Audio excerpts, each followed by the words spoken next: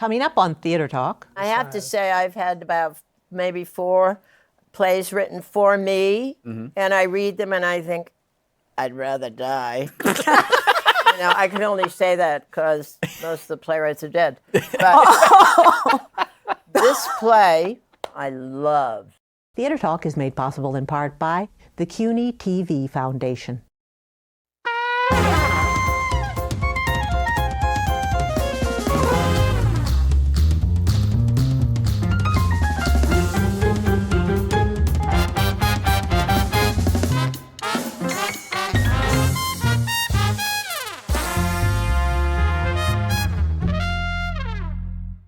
From New York City, this is Theater Talk. I'm Susan Haskins. And I'm Michael Riedel of the New York Post. Susan, there's a fine new play here in New York at the Cherry Lane Theater. It is called Out of the Mouths of Babes, and it is by the legendary, if I may call you that, Israel Horovitz, who has written... I'm that old now. No, okay, all right. The talented, how's that, Israel? It seems like you go from promising to legendary in a... Overnight. In a flash, yeah. A new play from Israel Horovitz is always an event, so welcome to Theater Talk. Thank you. And it stars and is being produced by Angelina Fiordellisi. Did I get it right? Yes, perfect. Okay, well, welcome you. to Theater Talk. And my co-star from way back That's right. when, in my momentary career as an Momentary. actor. Was that the only thing you ever That was the only did? thing I ever did was with you, Estelle. I ruined you. I know, because I thought if you start at the top, where else are you going to go? But bring the audience in on that. Yes, my good friend Estelle Parsons, who when I was a kid at Columbia University, cast me in the play Miss Margarita's Way. I remember sharing a dressing with you. It was fun. Yeah. It was fun. Yeah. It was great. We did it at the Teachers College. That's right. Remember? I do remember. He'll Who was never the- who- forget it. It's a scary, well, you guys work with her, right? But can you imagine, I'm 18, 19 years old. She's playing the fascist, Miss Margarita, who tortures people in the classroom, and I'm the student. It was a huge stretch for Estelle, too. I saw that tour. I saw that tour in Cleveland. Estelle, this is did? your life. Yeah. Anyway, well, welcome all. So, Israel, if you will, just tell us, Out of the Mouths of Babes, what's it about and how you put it together? What got you thinking about writing a play about this subject? Well, Angelina at some point asked me if I would be interested in writing a play for Estelle and Judith. Judith Ivey, who's also... You don't even have a good story there. The good story is we were at the gala. It was one of those nights. Yes. We were all at the gala. Judy Ivey, me, Israel, and it was her gala. Because Angelina is a major force at the Cherry Lane Theater. It is her theater. Well, Yes. we were honoring Estelle. It was the 90th anniversary of Cherry Lane. We were honoring Estelle. And the 150th Anniversary anniversary. of Estelle. So the next thing we knew, he was going to write a play for Judith and me. And we've been all together Estelle in and the I same worked room ever together, since. last year, she did a play of mine called My Old Lady. Right, yeah. That a revival of that But don't play. you want to tell them the first thing I was in that you wrote? What was it? Well, don't anybody listen. No, you don't have to. I You don't wrote, have to. I wrote It's a, joke. I wrote a It's play called The Reason We Eat. The Reason We Eat. At a point in time in history when obesity was illegal. And Estelle played a 600-pound woman. And it's possibly the only play of mine where critics unanimously use the word disgusting. And I lost my entire fan base. I was building this great fan base after the Academy Award, and Bonnie and movies. Clyde. Yes. Clyde. And all of a sudden, my entire fan base disappeared from the world. No. It's true. Did you do it in a fat Absolute- suit? Did you do it in a fat suit? Of course I did course. it in a fat suit. Was Shelley Winters in it, or was she No. just, He she was didn't need a just fat suit. persecuting me? No. Who else was in it? Bob Balaban Oh, Bob Bob Balaban. Balaban. played the guard. Were they mad at you for I mean, what was this play about? humiliating fat people? It was I don't set in an know obesity about prison. Where? An obesity prison. It was set in the obesity prison. It's I don't have a copy of it. Okay. It's something we've all forgotten. No, when there was a girl in it, she smoked so much marijuana, we were all reeling around the rehearsal. And I want to thank Estelle for bringing this up. I'm sorry. I'm calling Public Samuel television. French. I'm going to find this play. We're going to do the next benefit for the Cherry Lane Theater is going to be a reading of obesity. But you Okay. know, this is somebody told me you don't write commissioned plays, so this is a new thing for you. This is the only time I've ever written for actors. This play, Out of the Mouths of Babes, the Yeah, new play. having written 70-something plays. Yeah. This was the first And I have time. to say, I've had about maybe 4 plays written for me, and I read them and I think, I'd rather die. You know, I can only say that because most of the playwrights are dead. But this play, I love. I love doing it. I love so this girl. He's the first playwright who's written for me that I think, yes, I want to play that. Yeah, I'm he's from written you a great South part. Boston, great part. Well, tell us, Israel, tell us about the play because most people will not have seen it. Well, anyway, Angelina asked me if I would be interested in writing for them, and I. And he looked us over. Judith did a play of mine called Park Your Car and Of course, I remember with Have a Jason. God. Yeah, with Jason Robards on Broadway. They're 2 people I really love. I don't have that many friends. I have 2 or 3 other friends, and that's about it. So I thought, this is a chance. Spend some time together. And I can tell you that I took it seriously, but not very seriously, and there was going to be some sort of benefit at an apartment to raise money for the budget or something like that. And I said, yes, I'd go to that. And a couple of weeks before the benefit, my wife actually read the invitation, and it said that the first act would be read at the benefit. And at that point, I hadn't written a word. Nothing like a deadline. So there was a level of panic that I had never actually felt before. The play is set in Paris, and it probably is going to be the second in a trilogy of plays that I'm writing set in Paris. And 4 women, 3 American women, Estelle, Judith, and Angelina, arrive in Paris for the funeral of a man who's just died at age 100. It's a play with 4 women, and all of these women have either been married to or had affairs with this man, sometimes simultaneously. And these women have never been in a room together. And so we learn about this man through the perspectives of each of the women because they have seen We him in a we different, do that in different way. Yeah, it's possibly a play that Beckett wouldn't have written, but That's right. So Angelina, just give us a sense of the character that you play and her relationship to this man. I play the character of Janice, who is hysterical, suicidal, manic depressive, and Totally he gave nuts. her Easy life- part, right? yeah, easy, typecasting. But she's a wonderful character who does some pretty odd things in the play, and She's got the best role. I love her. I mean, he wrote it for Judas and me, but she's got the best role. So what is the party? know about that. Sorry, go ahead, Israel. she owns the theater. I mean, He wanted to make sure knows it what was he's done. doing. Right. And then what's your and the part that he wrote for you, Estelle? What is your character? My character's from South Boston. that's all you need. It's to know. interesting because the guy who died is an expat. And I don't know how much time you spend abroad, but you know that whole expat group? Yeah. They're really like being Americans in the old days in Like Gertrude another Stein? place. Yeah, And their exactly. lives are totally different, and mine was too, are totally different than they would have been if they'd stayed home in America. Right. And, You and know, they're it's sort of- fascinating. They're sort of acting out the French, Yeah. the French cliche way Yeah. beyond anything Yeah. any Frenchman would ever do. I It's spent very a funny. lot of time in Paris. Maybe. I think what he was going to say was that when we read that first act, Yeah. everybody laughed so much Yes. that we knew we had this great funny play, which he hadn't even written yet, right? And then absolutely thank right. heaven when the second act came Well, around. I was going to it ask you. was- That could yeah. be the problem. The second act, right? I don't think we were worried about it. Oh, boy. But it turned out to be great. Yes, he heightens in the second act. Yeah. Tops himself in the second act. You have to do that if you write comedy. Yeah. This is a question though. You're all experts in this area. How come, Israel, So often we hear about the second act problem.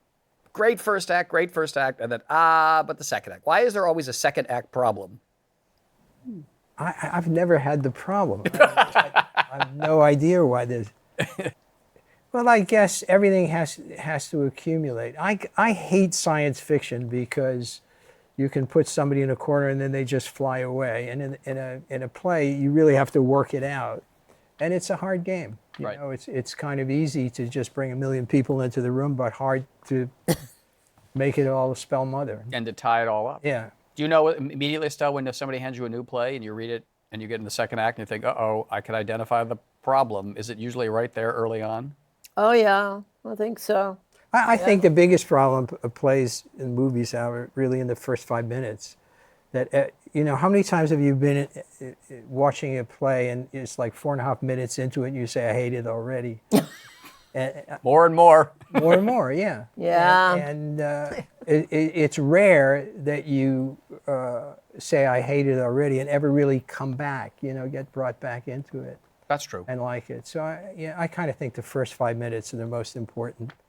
I think it depends. It depends on the writer too. Some writers cannot figure out exactly what the first act is, and the second act is beautiful, but somehow they can't figure out the first act. I have found in my experience. I think I always think I know how the play ends. You know, Right. before I start the play, this was a rare exception, but I normally really delude myself into thinking I know exactly what I'm doing, and then like halfway through, I have that moment of saying, "Isn't it interesting where this play is taking me?"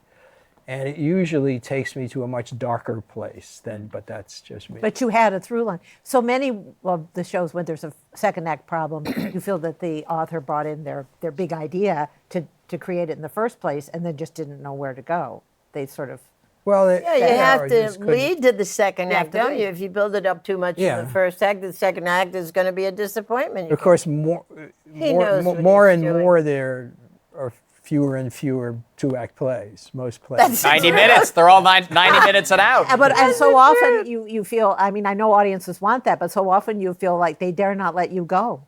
You know, they dare not let you have intermission. I know. Well, Isn't that terrible? I've heard producers say that. Yes, That comes yes. up, yeah. The only people who don't like 90-minute plays are the theater owners because they want the bar concession at Right. intermission. You know this, right? Oh, need the cherry lane.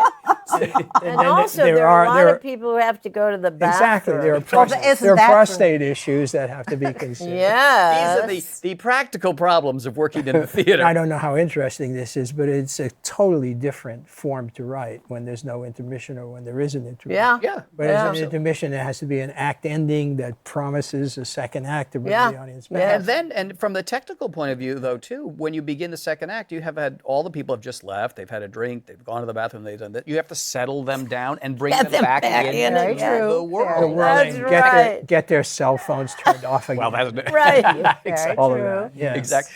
The music is important. You got to talk louder when you This- come out to this do the play- second act. is that a trick? Oh, You just rev them up. This play is really a second act. It really is a two-act play. Yes, it really, is. really has a first act ending. Yes, it does. You want to tell But me? you No, know, no, you mustn't. That's Austin Pendleton said about the first 5 minutes of a show. He said in the first 5 minutes you can see how good the director was, whether if the actors are all playing separate plays or if they're all working together. In the first 5 minutes, you know what you're in for. Know what Yeah. you're in for. Yeah. I remember a New Yorker cartoon back when I first came to New York. There was a spate of shows of famous actors sitting on stools reading important plays. Do you remember that? Brecht on Brecht. And Oh, yeah, all of yeah, that? Don Juan and yeah. Hal, And there was yeah. a New Yorker cartoon with the curtains about that far off the stage, and you can see the legs of 4 stools, and the man in the audience turns to his wife, and the caption is, "I hate it already." And I've never forgotten that. It's really influenced me more than Chekhov. And you know. for example. Yeah. Exactly. Well, I just want to talk a little bit about the Cherry Lane Theater because I live in the Village. And what was the Cherry Lane originally? Was it always a little off-Broadway theater, or No, it was built as a brewery in 1836. that's why it's got the big entrance there, like the It doors. had, and we have some photographs where it says something ales. You can only see the ales part of it. And then it's had several lives. It was a tobacco warehouse, and it was a box factory when, in 1924, it was converted by a group of theater artists that broke off from the Provincetown Playhouse. And they turned it into the Cherry Lane Playhouse. So it was a real, though, bohemian kind of place, right? Back when the Yes. West Village was not The Beverly Hills commies today, but commies and poor village. people could live there. Yes, yes. It's my Bohemians. absolute favorite theater in New York City, period. Why?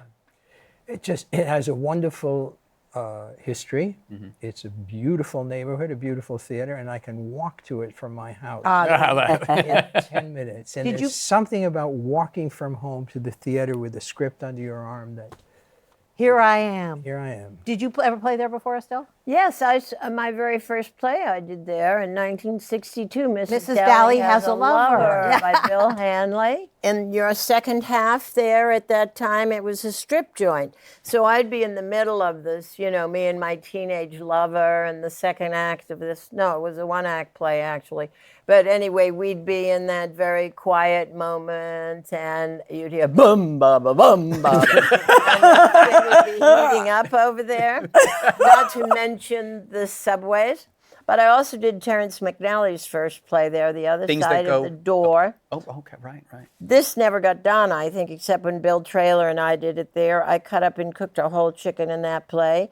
And Terrence was a little boy who was in the play, the character that was Terrence was a little boy who was going to play Chiquita Banana at school. He comes out in the whole thing, and he's just a little boy. And Edward and Dick Barr and Chuck Bowden owned... Edward Albee. Yeah. Yeah. They owned the Cherry Lane at that time, Right. and they were putting all this stuff in. That's how I happened to do Terrence's play there. Where did you guys eat, drink, hang out after a show at the Cherry Lane back in 1962? I mean, what did the village feel like then? Do you remember? I don't think I ever hung out anywhere because I was the sole support of two little babies, so... And, had no money. So I was always running home to get a little sleep before I had to get up and take him to the park. But I raised But I lived on 12th Street. Dusty and Barbara Harris lived Right. right on the next street to me. That was 11th Street. Alan then. Arkin's house. That's the 5th and 6th abutted spot. my place. Really? Yeah. Where were you, between 6th and 7th? Yeah, and he was on 'Cause we were Bank Street. between 5th and 6th. Were you guys all friends? I It mean, was were hang- quiet. It was like a neighborhood, Yeah, Well, there were fewer people in the world. I had two poker games. I raised 5 kids. Raised 5 kids in the village. They all went to PS41. I've got 4 grandchildren there now in PS41. And you said something about poker games? I had 2 poker games. Yeah, I had a game with Patty Chayefsky, and then there was the Terrence McNally, Bobby Driver's Jimmy Coco game that was hilarious. Bobby Drivers did Mrs. Dally with me. He earned his living playing poker. He was a great poker player. But I can remember helping Jimmy Coco put out the food for the game and watching him eat the bread while he was putting it out, and then turn to me and say, "Where the hell did I put the bread?" See, men have all the fun. I mean, I can't talk about 2 poker games. What can I talk about? Doing the were- laundry or Having something? babies. Well, and then you Eating went, the ice cream out of the... but still, then you went off. After Mrs. Dally Has a Lover, you won the Theater World Award. I did. And then next thing, boom, boom, you're in Bonnie and Clyde winning an Oscar. Did your career take off before that of your contemporaries who were all still struggling in the village? And suddenly overnight Estelle Parsons I becomes... started very late. Because you were on I the was Today Show as a 32 commentator. or something already. You already That had was a my career. 9 to 5 when I got to New York. I was never interested. I worked in the theater. I did 2 reviews at Julius Monk's. The first show I did was on West 4th Street. It was Jerry Herman's first review. Oh, right, yes. On West 4th What was Street. that called? Jim Eiler had a place there called the Show Place. It's a dress shop now. And there were rats running around the top of the bar. We'd sit in the bar in the evenings. And then Lenny Bruce, a little while later, was down the other end of Bleecker Street. I used to follow him around the village. He always used to carry a paper bag. I always wanted to know what was in that paper bag, but I never found out. Well, thank goodness you didn't find out, huh? And when you're down in that neighborhood, when you're all, I mean, everybody you mentioned has become, an icon in this business. Do you remember the first person among your group who suddenly makes it and leaps ahead of everybody else? Do you remember when that happens? Don't ask me that question. Oh, no, That's please. That's a tough. Do you... Well, Estelle wants to know. I was I was the first one to get a house. I did a movie called The Strawberry Statement. Oh my goodness, that's right. That was big. I won a one. prize at Cannes. Yeah. I got paid enough money to buy a house. And when I bought the house, it became a clubhouse, but everybody treated me differently because I had a house. How can I ever buy a house in Greenwich Village now? I mean, it's out of the question. Well, you're rich now. Now you're a legend. You could buy another one. There's a difference. Just because you're a legend, you're not rich. It just means you're old. The reason I ask about a group of people who are kind of struggling at the same time, because there's always one who sort of jumps up. And I'm reminded of Michael Blakemore's very good memoir called Arguments with England. And he was a contemporary of Harold Pinter. And they were all young playwrights and actors at that time. And then Harold had his first play, which The Caretaker, maybe, I'm not sure what it was. And Blakemore just describes how they live in the same neighborhood. But Harold is now getting pinker and pinker with success when he sees him walking down the street. And then one day he's not walking down the street anymore. He has a Rolls Royce. And the rest of them are still in their cold water flats. And there's their buddy Harold going to the theater Rolls Royce. So it must have been like all your friends are out. Dustin Hoffman, they're all around there saying, he's got the house. The guy's got the house. Yeah, it definitely wasn't a Rolls Royce.